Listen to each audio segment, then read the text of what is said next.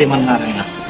ఇప్పుడు మనం ఈ దేవాలయం అనగా పెనుమాక శ్రీ కళ్యాణ వెంకటేశ్వర స్వామి దేవస్థానంలో ఉన్నాము.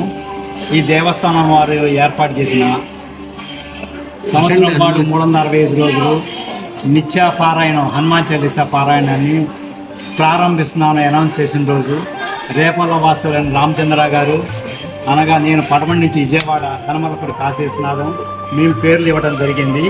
అది నిత్యం ప్రతిరోజు కూడా 365 రోజులు 24 గంటలు హనుమాన్ చాలీసా పారాయణము రావటానికి చేయడానికి భక్తులందరూ ముందుకొచ్చి దేవస్థానం వారికి సహకారం అందిస్తూ వాళ్ళ సహకారంతో ముందుకెళ్తూ ఈరోజు 335వ రోజు జరుగుతూ ఉంది కార్యక్రమము.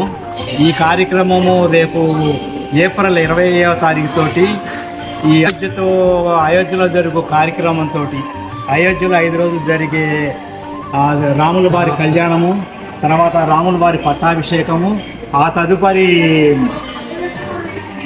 పూర్ణాహుతితో కార్యక్రమం అయోధ్యలో పూర్తవుతుంది. ఈ కార్యక్రమాన్ని సహకరించిన భక్తులందరికీ కూడా అంటే పారాయణలో పాల్గొన్న భక్తులందరినీ కూడా దేవస్థానం వారు అయోధ్య తీసుకెళ్ళి ఉచితంగా తీసుకురావడానికి వాళ్ళ ప్రయత్నంగా టికెట్లన్నీ బుక్ చేశారు.